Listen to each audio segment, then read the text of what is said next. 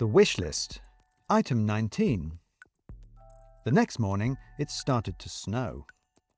The drones were out on the roof, trying to recharge their solar batteries in the thin winter light. But as the sky clouded over, and Nick and Alfie climbed out through the skylight to watch the first flakes begin to fall, the drones started lifting off, one by one, and disappearing back to their charging stations inside. As the sound of their electric engines faded away, that deep, muffled silence, singular to snowfall, settled over the building. Gradually the snow filled up the grooves in the corrugated metal of the roof, started to round the shapes of the trees around the edge, to erase the furrows of the fields into a blank white. Snow is the only weather that can enchant a warehouse, hard standing, a car park. All their blunt mundanity and sharp usefulness is covered over and smoothed out. The most relentlessly ordinary and offensively utilitarian spaces become winter wonderlands. "Snow for Christmas," said Alfie. "Do you think it'll last?" "Doesn't feel very Christmassy," said Nick gloomily. "Well, it's the season for a Christmas Carol story, isn't it?" said Alfie. "Maybe we can reform Piers with some kind of visitation. How do you fancy being the ghost of Christmas past?" "Never convinced by Christmas Carol," said Nick. "People don't change like that." Maybe you're the Scrooge character after all," said Alfie. "You'd make a poor Christmas ghost with no seasonal spirit." "Never convinced by Christmas," said Nick. "All just consumerism, just more eating and drinking and selling and buying. What's Christmassy about that?" "Presents," said Alfie. "People are selling and buying presents to give to people. It's generosity, charity, friendship, love. It's the most Christmassy thing there is." "Stuck in the system," said Nick. "Just more of the same. More of everything we've just seen. Selling and buying everything. Presents, people, friends, dreams, bought and sold." Alfie was quiet for a minute and then started to laugh. "What's so funny?" said Nick. "Not if they're stolen," said Alfie, and grinned at him maniacally. "What?" "Not if they're stolen," repeated Alfie. "Not if the presents are stolen in the first place.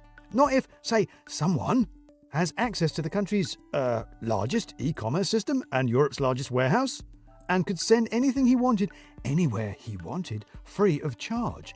Anything anyone wanted." Nick stared at the falling snow.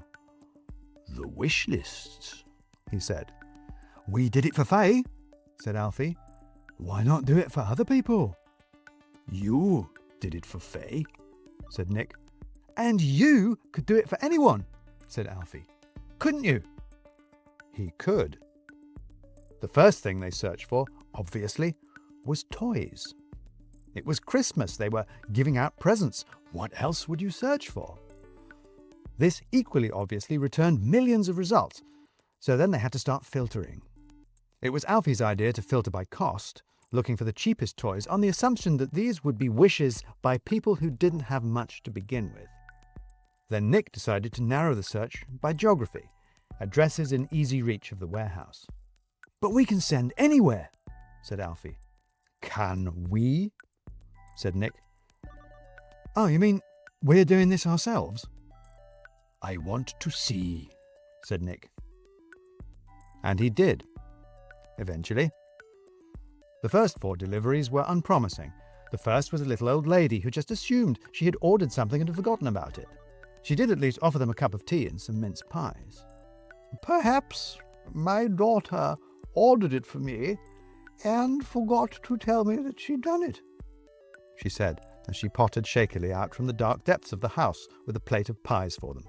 "I see things in the catalogues, you know, and get my daughter to order them. I don't really understand computers. My granddaughters do. All they want these days is vouchers for things. And just money, of course, but I miss buying them things. It's nice to have something to unwrap, isn't it? To put under the tree. I get them the vouchers as well, of course, but it's somehow not really Christmassy, is it? It took them a while to extricate themselves. The next delivery was considerably quicker, since no one was in. They tucked the parcel behind a wheelie bin and put a note through the door. Nick was determined not to use the messaging service in the app, lest it trigger some kind of warning in the system. The next delivery was to a ground floor flat behind a shop. The sill of the kitchen window was lined with strange action figures, little monsters and robots.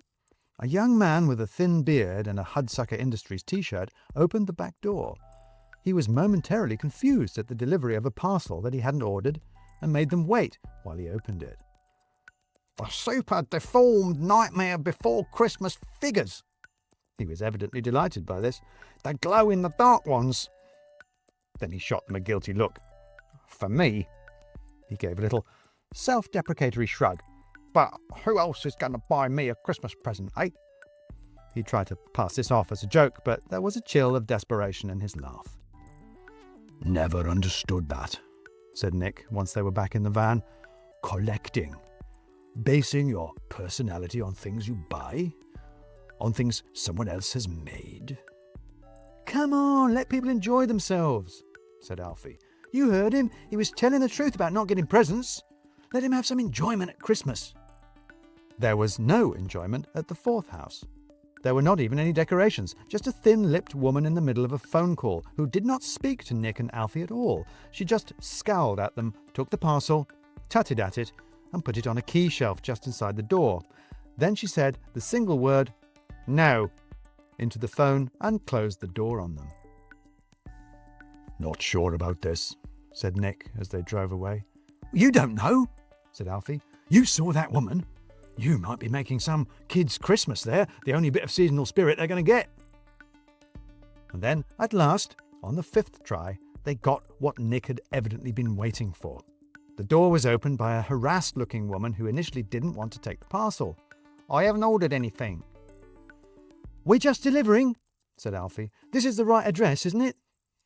The woman looked at the address label and her eyebrows shot up. "Iris? Iris, come here!" She shouted back into the house, and a small girl came running down the hall. "What have you been ordering? What have I told you about using that tablet?" "I didn't," said the girl. "Honest." "Why don't you open it and see?" said Alfie. "Maybe there's a note or something." He knew full well there was a note. There was a card reading "Merry Christmas, a gift from Stocking.Christmas," and a gift receipt. "A gift?" said the woman. "Who'd be sending us gifts?" "Father Christmas," said the little girl, hopefully. Back in the van, Alfie stole a glance at Nick in his branded red boiler suit and white beard, grinning his secretive, lopsided little smile, and wondered whether the girl might be onto something.